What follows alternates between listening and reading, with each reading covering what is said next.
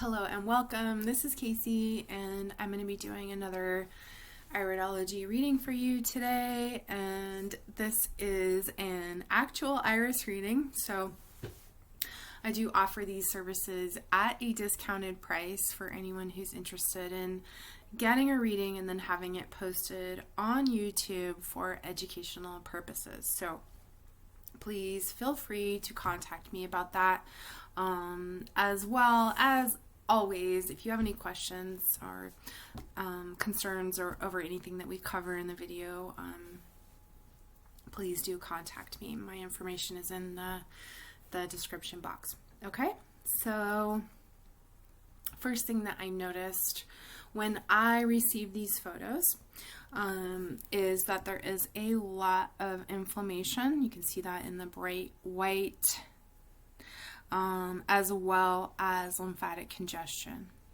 in this iris. And it is systemic, so it's throughout the entire body.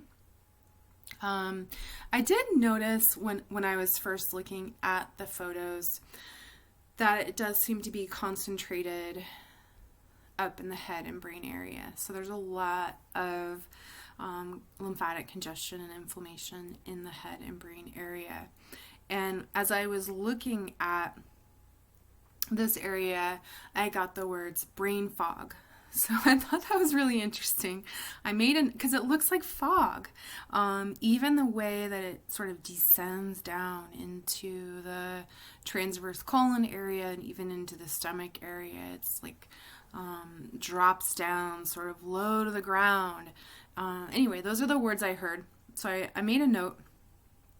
And then moved on, and then after that I did receive the client health history, and that actually is one of her primary concerns, that she's experiencing this phenomena that many of us experience, but some more so than others, called brain fog.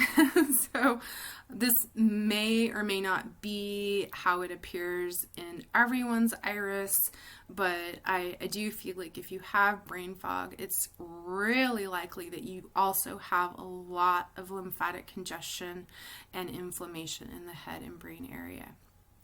Okay, so how to resolve this? Yes, there are many herbs you can take. Ginkgo, ginseng. In terms of the Dr. Morse formulas, he has the upper circulation formula, the brain and nerves formula, which contain both of those herbs, and more. So that there are ways you can sort of address it while you're experiencing it. But as you can see from the overall iris, this is a systemic condition.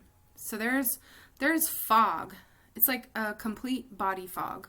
It's not just in the brain, but it is absolutely affecting the brain. And in this iris in particular, it does seem to be somewhat concentrated in the head and brain area.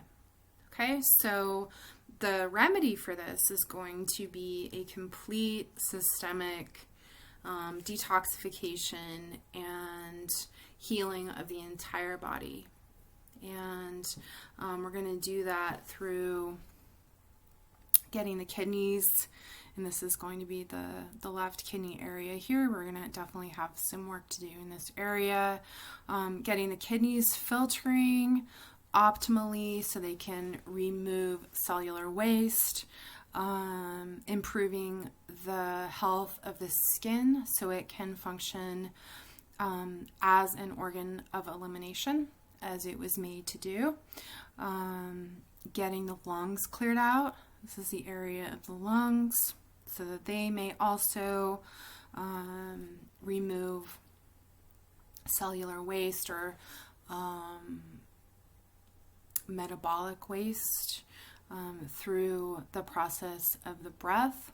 And then we're looking at the digestive system as another major system of elimination. So we're improving the health of all of our systems of elimination while we are focusing on providing our bodies with the proper, appropriate nutrition in terms of our diet. And if you choose to supplement with herbs, those could also be a big part of the picture. So in terms of diet, we're looking at alkaline foods like fruit, and fruit is the most cleansing and detoxifying and energizing, and it's the highest frequency of all the foods. And we're also looking at raw vegetables, especially the leafy greens, and just overall providing an alkaline environment for our bodies to regain their homeostasis, their center. So that would be the approach for brain fog, is we're going to clean the whole entire body out. And when we do that, we're going to see a lot of other symptoms and imbalances also alleviated. Okay, so that's the first thing I noticed, was the inflammation, the lymphatic congestion, the brain, the head and brain area. And then we have a fairly pronounced skin ring, indicating that there is a challenge in the integumentary system. And that, generally speaking, is going to be connected to the thyroid and the health of the thyroid. So we'll check that out as we get into the iris mapping. Along with the skin ring, I'm seeing, while I'm out here in the periphery, in the outer space of this iris, I'm seeing like this sort of haziness around the very edge, some red. In here, there's some red. That would indicate acidity, inflammation. Anytime you see red in the sclera, that's going to show you more signs of inflammation. And then on more of an emotional or spiritual level, this sort of haze on the outside. And I did learn this from Farida Sharon's book on Iridology, that this is sort of, and if you think of it, it makes sense, the skin as the barrier or the interaction of yourself and your reality.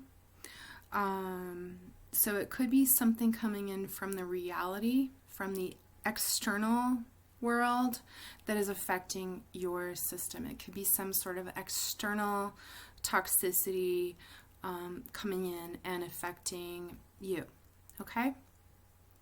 Now, more on a physical level, this could be, and I haven't seen a progression of what an anemia ring would look like, but I do feel this could be the beginning of an anemia ring. And I do believe that this person has anemia, definitely, certainly low iron, cold hands and feet as one of her concerns.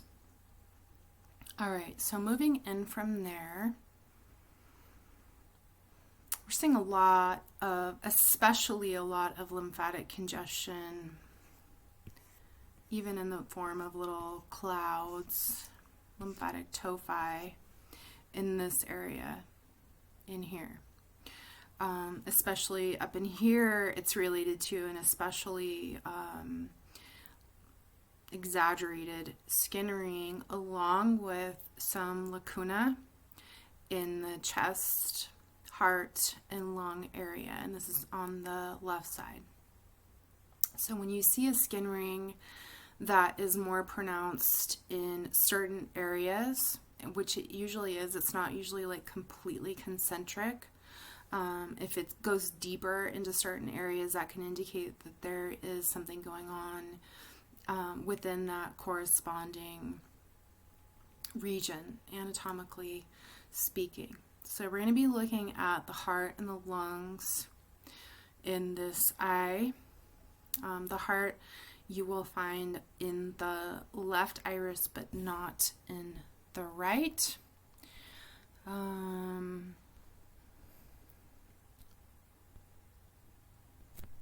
the heart area is this area right in here.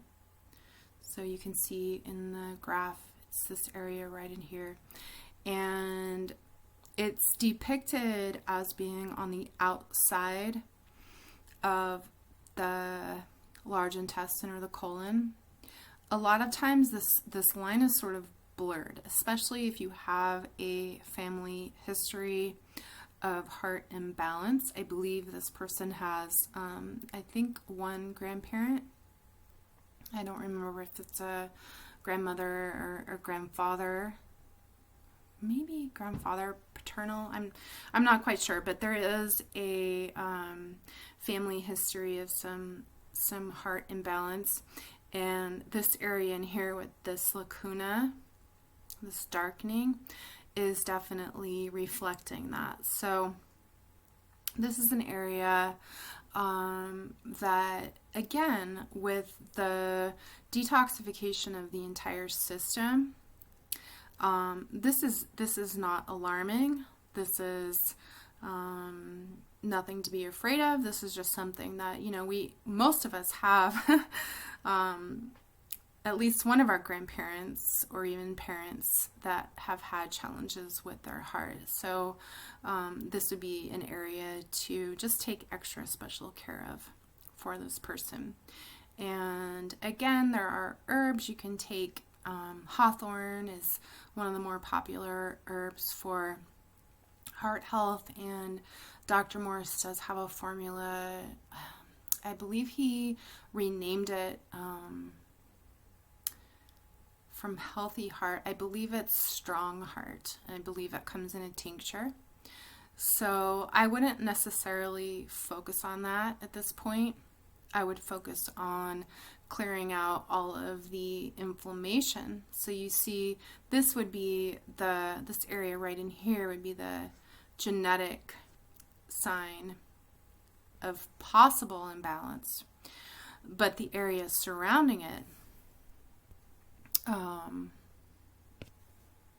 this area, all of this is what you're really looking to resolve, and that is the inflammation and congestion in that area. So this is what you're born with, and this is what has just sort of occurred due to life, lifestyle choices, diet, etc., etc. Okay, so I'm going to make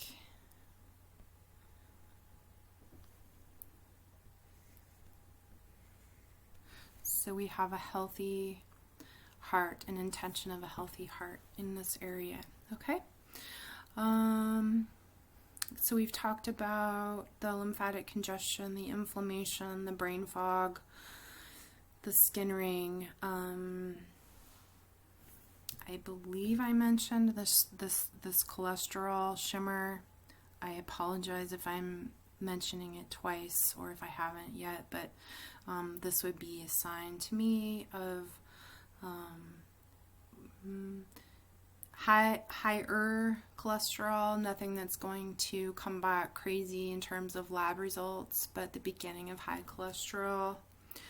And I want to, while it's on my mind, I want to say that this iris is exhibiting, and the health questionnaire especially that I received from this person. So we have bloating as a concern, so water retention. I'm seeing higher levels of cholesterol in here, and we also have a concern about loss of calcium. So we have pre-existing and current concerns going on with the skeletal structure and the bones. And all of those three things. So retaining water is one way that your body attempts to neutralize a highly acidic environment. The production or overproduction, you could call it, of cholesterol by the liver is another way that the body attempts to neutralize acidity or inflammation. And then we also have the calcium being pulled from the bones and the connective tissue as another way that the body attempts to resolve high acidity and inflammation. So those are the three main ways, the three main things that you're going to see in an iris or in a body that are absolutely signs that this person has a lot of inflammation. So you can resolve the cholesterol, the calcium, the issues of calcium. Calcium also, of course, has something to do with the parathyroid and thyroid, and the edema, or the bloating, or the swelling. All of these things will be resolved through, again, the systemic cleansing and detoxification of the entire system. Okay? So, let's go ahead and get into the digestive system. So we have some issues that are pretty common in this society that we live in. One of those is SIBO, another is IBS, and another is malabsorption. So SIBO is basically the small intestinal bacterial overgrowth. So I believe, I haven't researched this a lot, but I believe the primary course of action is antibiotics, and as well as some kind of restricted diet. Although I do believe that they don't cut out protein in the recommended diet for SIBO, which actually is outrageous to me. But that said, what is SIBO? Why is there so much bacteria in the small intestine? And we can look in this iris here, in this area. This would be the small intestine, reflected in the left iris. So we have the pupillary margin here, and this is showing some signs of malabsorption. We have the stomach here. You can see this perfect circle surrounding the pupil, and that is showing some challenges in the stomach. I would say this would be more of a subacute to chronic stomach, so you may have actually lack of hydrochloric acid, which would result in challenges with digesting protein, with digesting a lot of different nutrients, but primarily protein is firstly broken down in the stomach. The stomach is the acid chamber that turns our masticated food that we chew in our mouth into this like slushy, liquidy chyme, and that chyme is then dumped into the small intestine. Okay, so when that chyme is moved into the small intestine, we also have the liver and gallbladder secreting bile. So the liver produces the bile, and then the gallbladder stores it and secretes it into the duodenum, and then the pancreas secretes pancreatic enzymes. All of this is alkaline into the duodenum. So we have this acid chamber of a stomach that is breaking down our partially digested food, or just just almost, basically the chewed food, masticated food, we do begin the digestive process in terms of alkalization in the mouth, but not of protein. So protein does not begin to become digested until it hits the stomach. And so the contents of the stomach are highly acidic, and then as they're passed into the small intestine, which is this area in here,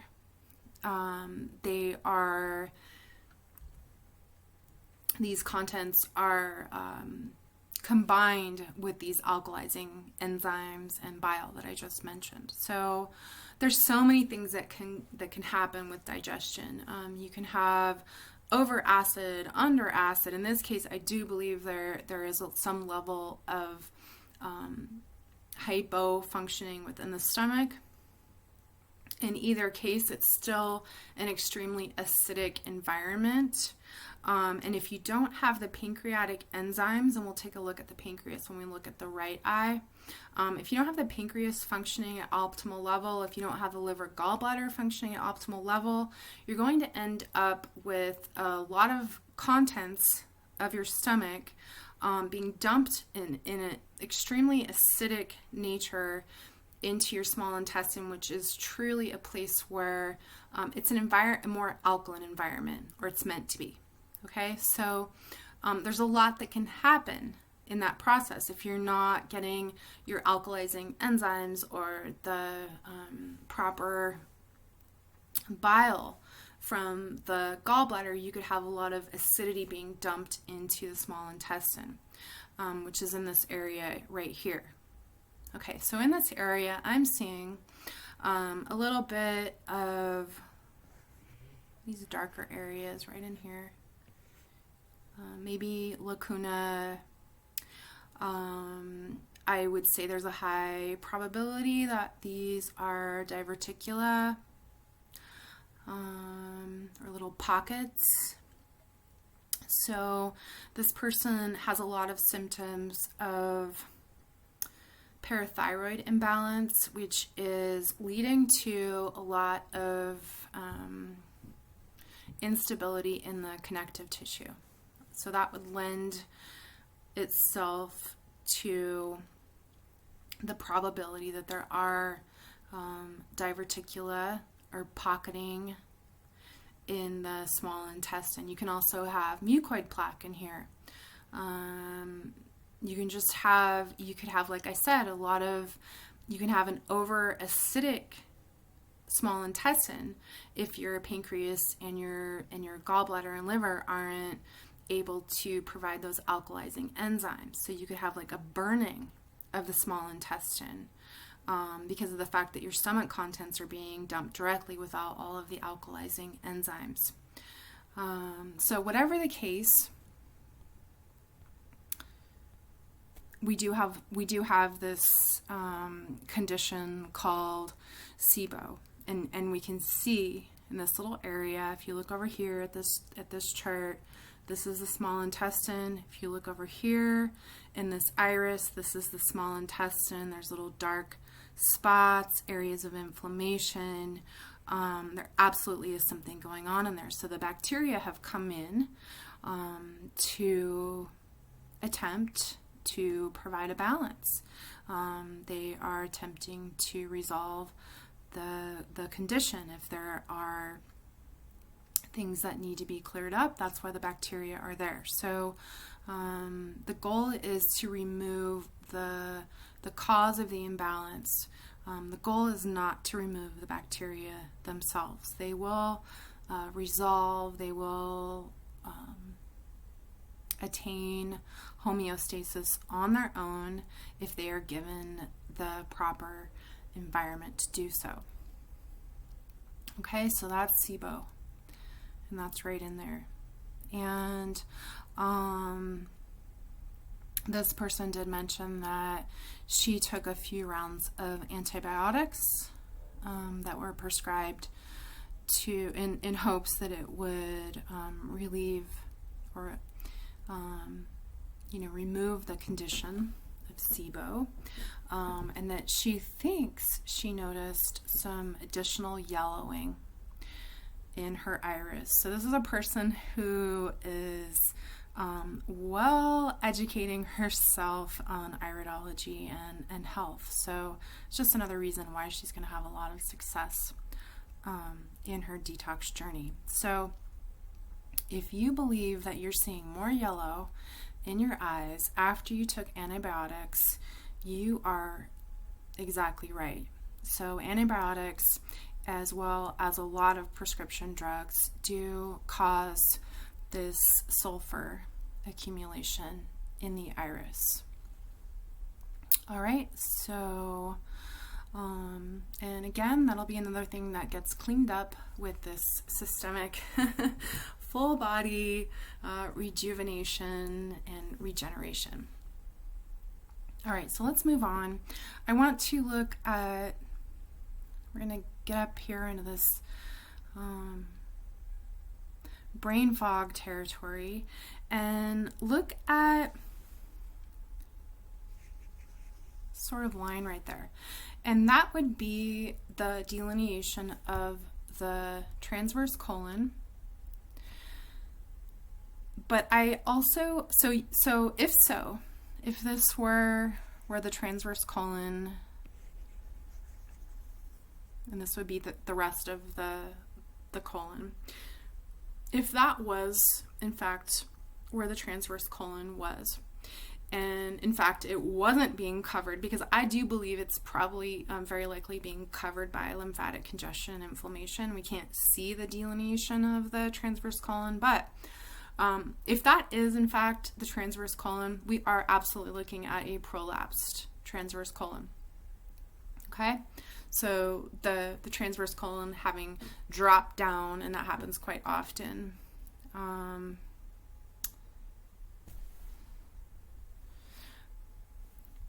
But I'm leaning towards believing that this is actually just covered in lymphatic congestion. We can't actually see that line, so it could be either or. All right, moving on around the bowel. Here we are in the large intestines in here, and this would be related to this condition called irritable bowel syndrome. So with that, you can have alternating, I mean, it's irritated, and you can kind of see this kind of like, you know, it's kind of like in, out, in, out, in, out. You can see the likelihood or the possibility that there is this irritated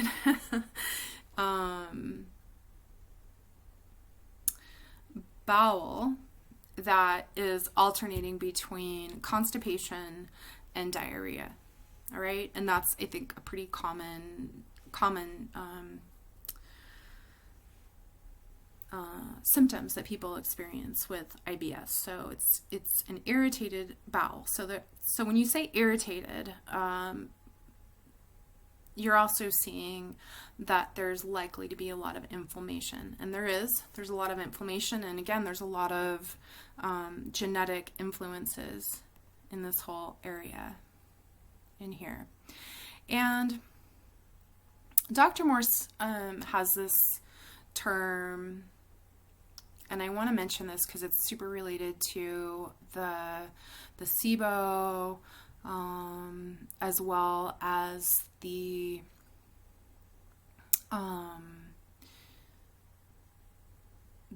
inability, or the inability of the stomach to absorb nutrients, or malabsorption, however you want to look at it, when in fact most nutrients are actually absorbed in the small intestine. But he has this term, interstitial congestion, interstitial lymphatic congestion, and which means that the actual wall, the lining of the intestines or the stomach, or the small intestine or the large intestine, is actually packed full of congested lymphatic fluid.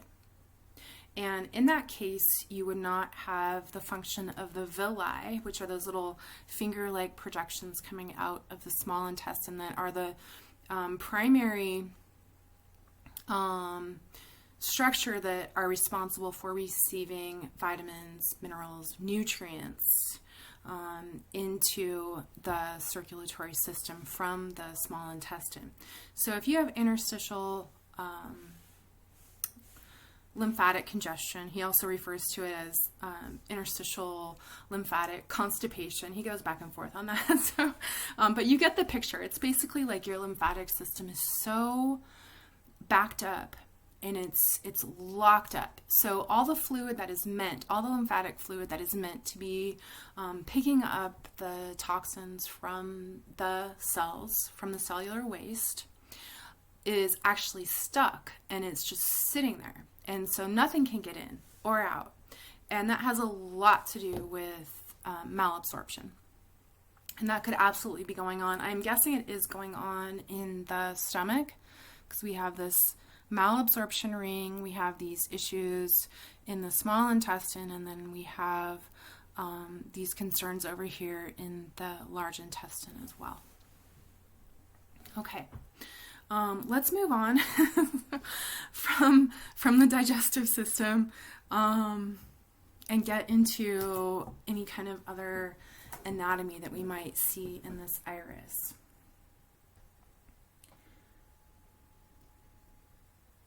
Okay, one of the very first things, after all the other stuff that I just mentioned, one of the first things that I saw in this eye was this very small degenerative, because it's dark black spot right here, and this is on the left ovary. So this person is experiencing some loss of menstruation, and that could be due to many years ago. You know, there's a lot of things like birth control, prescription drugs, any kind of suppressive methods that take years and years and years and years and years to be removed by the body. A lot of times they get stuck in certain tissues, and until we do a full body detox and we experience all these random symptoms from years and years, lifetimes ago, do we realize that this stuff has actually been stuck in our tissue. So this is a spot on the left ovary, and so we could have the loss of menstruation in relation to this spot on the ovary. This would be I'm guessing this would be a genetic marking here on the ovary. And it also could be contributing to loss of menses. We're not really too concerned about the loss of menses, right? Because it's just sort of a temporary thing after a short detox. And that does happen quite often, and it should absolutely return. But I just wanted to mention that. So we are seeing this in the left ovary. And then so we have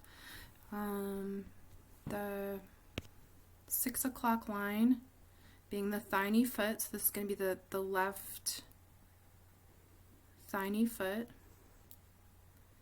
Certainly some inflammation in this area.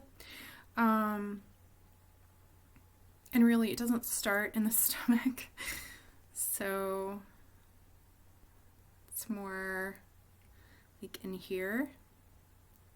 But it's related to the digestive system, as is what I'm about to outline, this chronic kidney and adrenal in the left iris. So we have this whole area, kidney and adrenal, and then sort of connected to the sigmoid colon, which is that last portion of the colon or the large intestine. But this is absolutely a genetic, especially the adrenal right here. So we have pretty major genetic paths in that left adrenal gland. as well as the left kidney. So we're going to be looking at getting that kidney filtering and just returning it to health. And of course, you can be taking the kidney and adrenal herbs.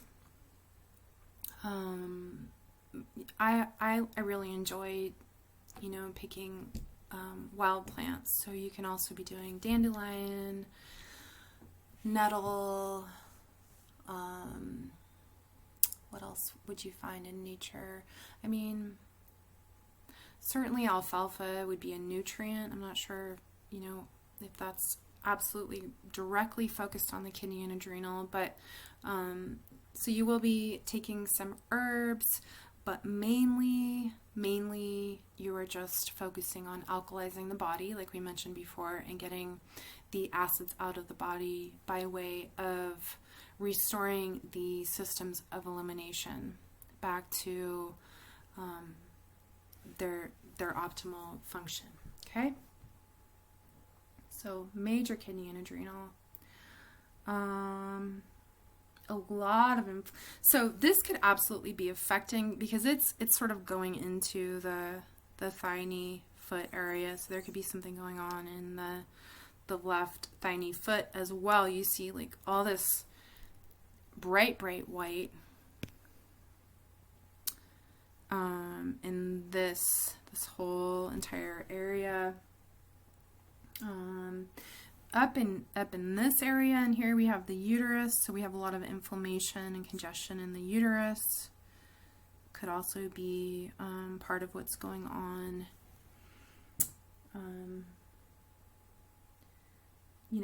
in the big picture with the female hormones as well. We have the vagina right here, so some congestion, inflammation in that area.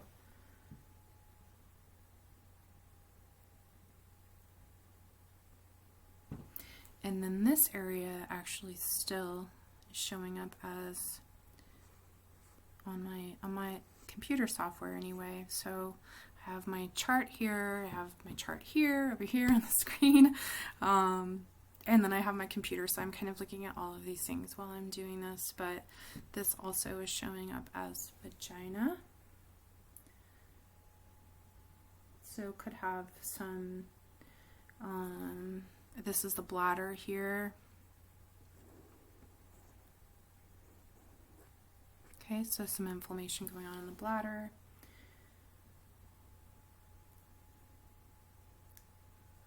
And then this line, this sort of streak of white, if you look over here on this chart, you can see that is really close to the spine, as well as the clavicle. So we have that kind of streak of inflammation in the back.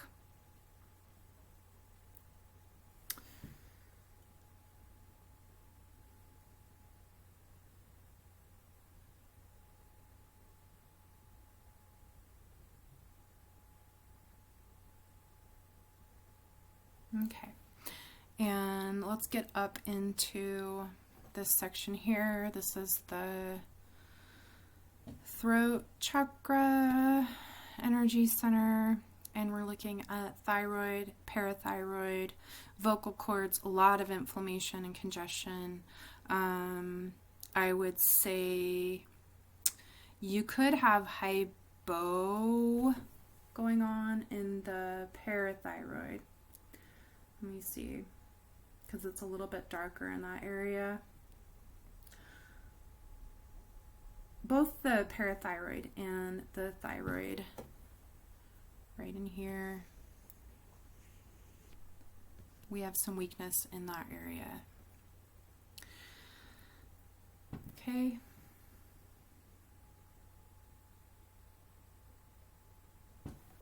This is the eye. I'm not sure why I'm being shown this, but this is the eye, so there could be something affecting the vision or the health of the eye, along with, we have this shimmer, a bit of a shimmer in the pupil, which can indicate a likelihood of cataracts. It's not super pronounced, but it is more like the beginning of a shimmer. And then we have this inflammation in the eye itself, and that's on the left side.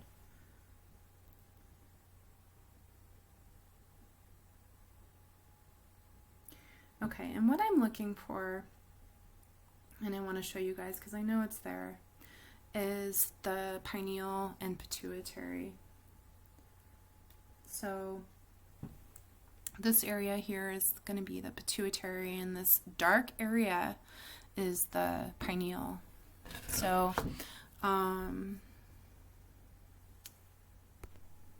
these would be the psychic centers. Pineal related, or excuse me, pituitary related to the crown chakra here, and pineal related to the production of melatonin, sleep, and other mysterious functions that science admittedly hasn't quite discovered all of the functions of the pineal gland. So that is what I was looking for, because we have the thyroid being down here, we have the adrenal gland being down here, and we know the pituitary as the master gland. And I want to show you, it's almost like there's a little bit more of an inflammatory condition going on in the pituitary. See, it's sort of white and covered with this congestion, and then more of a genetic past weakness going on in the pineal, which is interesting because, like, when I was talking about this whole transverse colon thing, this could very well be also dark underneath this really super thick lymphatic congestion. But anyway, we have the pituitary and pineal, mother and sister, or sisters. I'm not quite sure. But either way, the pituitary gland is known as the master gland and does secrete hormones that affect all of the other glands in the body. So in terms of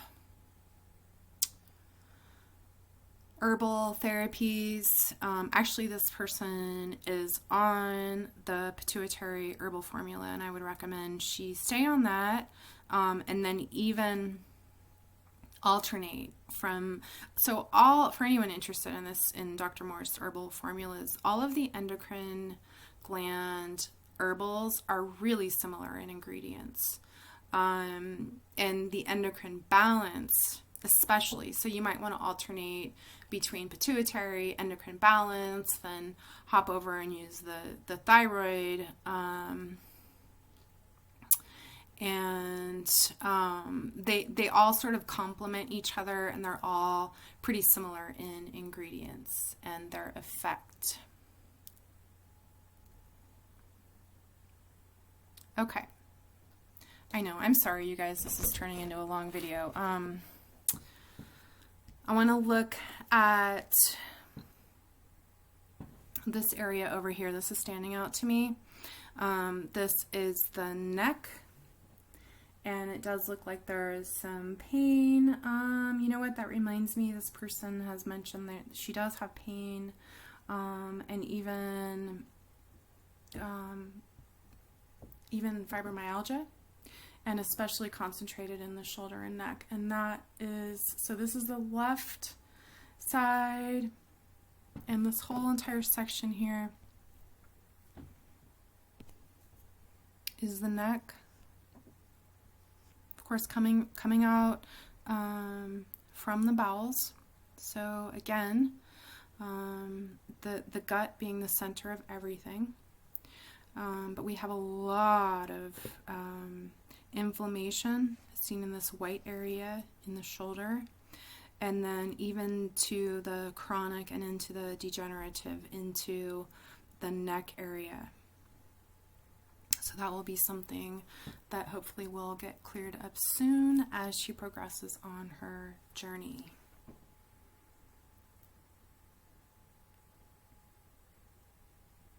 All right, let me look at my notes.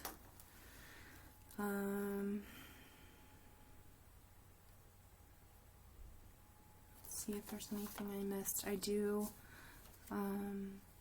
Okay, so asthma and tension in the chest. I have this quote from Dr. Morse that says, remember, breathing is a neurological experience. So when your breathing is down, your adrenals are down, plain and simple. So keep that in mind if you're having asthma or issues with even COPD, pulmonary obstructive, COPD, that generally speaking is related to the adrenals. Now, of course, we are seeing a lot going on in the lung and chest area. So there are physical structures related to breathing as well. But for the most part, when you're looking at the function of breathing, it's going to take you back to the adrenal gland, which we see right here is in a chronic state. Okay?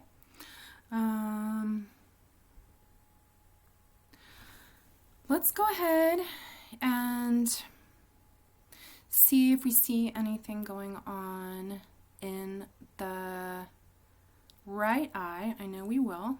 And I'm going to go ahead and take a little break here and restart the video for the right eye. And we'll cover whatever we missed in this reading, as well as we'll take a look at the liver, gallbladder, and pancreas in the right eye. Okay, see you guys in a minute.